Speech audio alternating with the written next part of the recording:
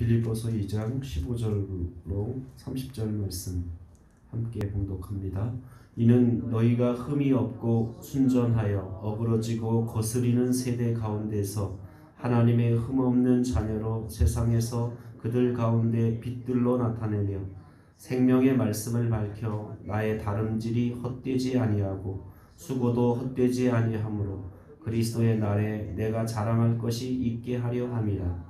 만일 너희의 믿음의 제물과 섬김 위에 내가 나를 전제로 드릴지라도 나는 기뻐하고 너희 무리와 함께 기뻐하리니 이와 같이 너희도 기뻐하고 나와 함께 기뻐하라.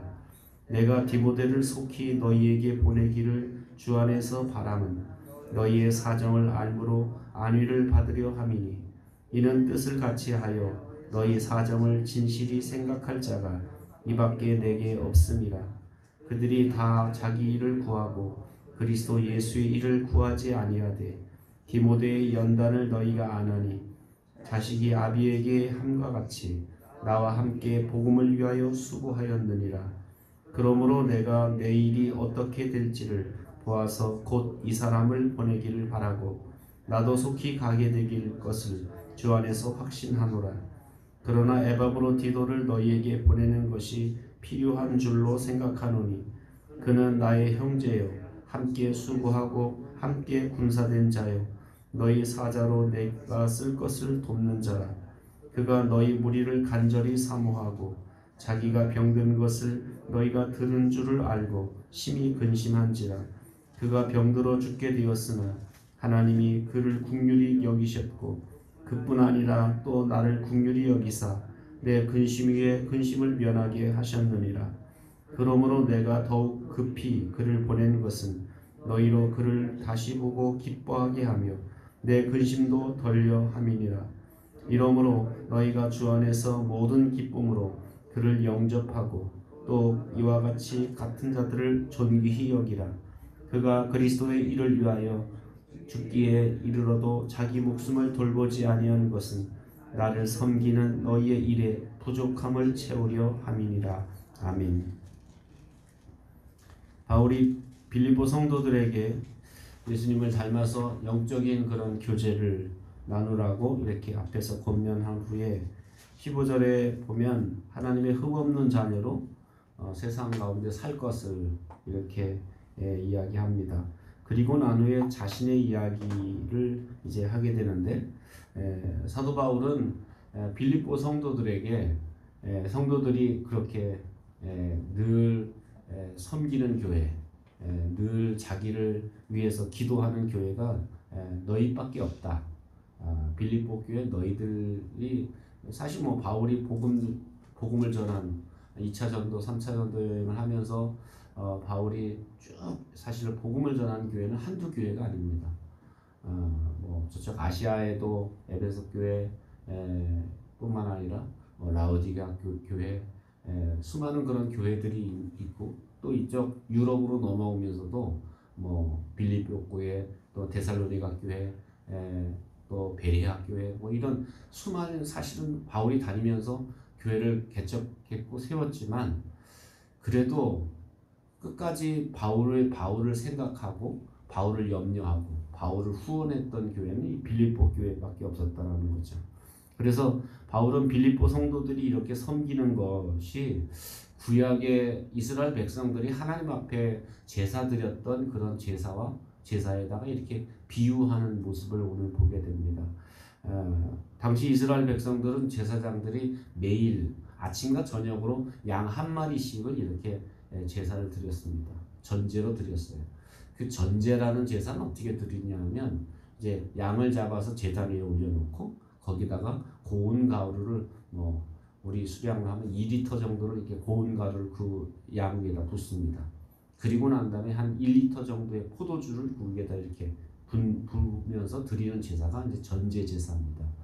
그러니까 바울이 지금 이야기하는 건 뭐냐면 여러분이 나를 섬기기 위해서 했던 그 섬김, 그 사랑은 바로 제단 위에 드려진 양과 같다면 나는 내가 드린 자기는 지금 그 맨 마지막에 포도주 정도와 같다라는 거예요.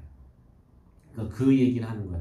여러분이 그렇게 나를 위해서 섬기고 사랑했던 그 섬김의 제사 위에 내가 포도주와 같이 그렇게 부어질지라도 나는 기뻐하고 또 기뻐하겠노라 라고 이렇게 이야기합니다. 그러니까 바울의 이 의도는 뭐냐면 여러분이 드렸던 헌신과 사랑은 굉장히 큰 거고 나는 그 위에다가 그냥 포도주 이렇게 붓는 정도의 미력하지만 내가 그렇게 한다 할지라도 나는 기쁘고 감사하게 생각한다.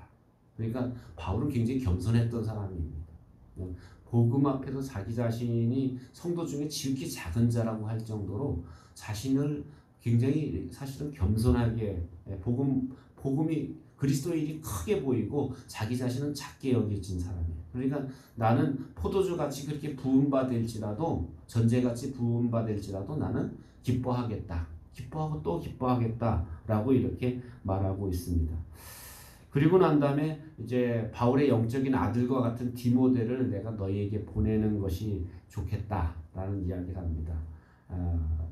왜냐하면 이 디모데 지금 바울은 감옥에 있으니까 갈 수가 없고 그런데 이 빌립보 교회가 바울 때문에 굉장히 걱정하고 염려가 많으니까 그래서 가장 신임하고 가장 어떻게 보면 뭐 바울보다 훨씬 또 젊은 사람이니까 디모데를 보내서 내가 위로해주고 내가 격려해 주었으면 좋겠다라고 이렇게 말하면서 디모데를 보내겠다라고 이야기합니다. 그러면서 이 디모데는 다른 사람과 같지 않다. 아무도 다 자기 일에 바쁘고 다 자기 일밖에 모르는데 이 디모데는 정말 하나님의 일이라면 또 내 일이라면 아주 발벗고 나서는 그리고 마치 그 자식이 아버지에게 순종하듯이 그렇게 디모데는 나를 아버지처럼 여기고 그렇게 순종하는 제자라는 거죠. 그래서 내가 디모데를 너희들에게 보내서 너희들의 염려하고 근심하는 것 좀 덜어주었으면 좋겠다라고 이렇게 말하고 있습니다. 그리고 그러면서 이제 디모데를 소개하고 또 한 사람을 소개합니다. 에바브로디도라는 사람을 소개하는데 이 에바브로디도라는 사람은 사실은 어떤 사람이었냐면 빌립보 교회에서 헌금을 이렇게 받아서 지금 감옥에 있는 그 바울에게 이렇게 전달해 주러 온 사람이에요. 그런데 생각해 보세요. 그 당시 뭐 주로 이제 배편으로 뭐 한 달 이상씩 걸려서 그 빌립보에서부터 로마까지 올라가려다 보니까 오는 길에 병이 들었어요. 그런데 그 병이 죽을 병이라는 것을 보면 뭐 우리말로 하면 학질이라든지 무슨 전염병에 걸린 거예요.